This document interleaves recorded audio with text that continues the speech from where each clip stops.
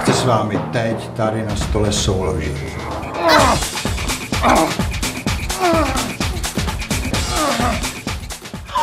Spermie vašeho pana manžela jsou sice mrtvé, ale on na rozdíl od nich žije a pohybuje se. Všichni tady nemocnici, to znamená, že i v celém městě vědí, že jsem chodím masturbovat. Nebylo by možné, aby tady byl klid? Já se nemůžu soustředit.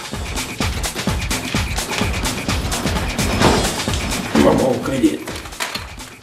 Na to už je pozdě. Proč? Proč?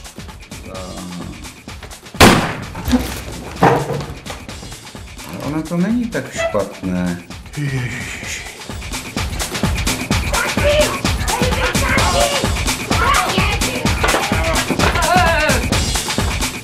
Do prdele!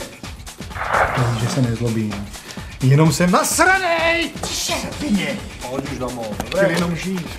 Chtěl jenom uznání, ubohý, citlivý básní. Jasné, jdi schod sa pistoli domů.